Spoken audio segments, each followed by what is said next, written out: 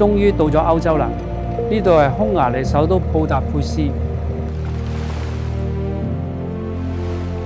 我哋而家響首都嘅民族學博物館附近啊！哇，呢度人山人海，我哋今次響布達佩斯有咩任務嘅？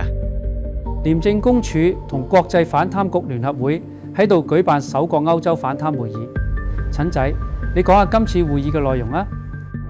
今次歐洲會議有匈牙利、意大利同埋希臘嘅反貪部門一齊合辦，70幾個歐洲同埋其他地區嘅機構，超過180位專家聚首一堂，交流反貪經驗。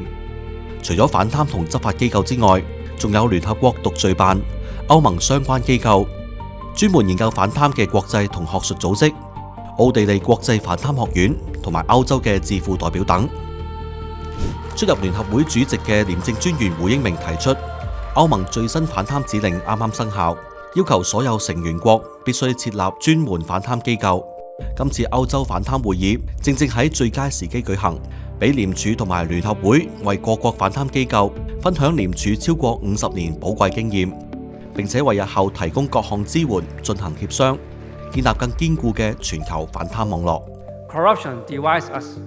but our partnerships unites us. Let us build a future of integrity together. 今次會議係廉署同聯合會首次喺歐洲舉辦嘅反貪交流項目。我哋今次以匈牙利為中心點，邀請周邊國家同埋機構參與，共同分享經驗，大大提升國際嘅反貪力量。今次參與嘅機構嘅數目、參加人數同埋覆蓋地區都大大超出我哋嘅預期，當中唔少都係部門嘅首長級人員，可見大家都非常之重視今次嘅會議。面對日益複雜嘅貪污罪行，我哋必須團結各國嘅反貪力量，共同克服地緣政治等嘅各種挑戰，以專業嘅合作方式，共同應對未來嘅貪污罪行風險。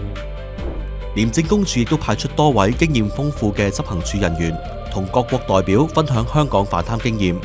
並且喺反貪機構嘅成功同埋效率，以及全方位誠信教育等範疇進行深入討論。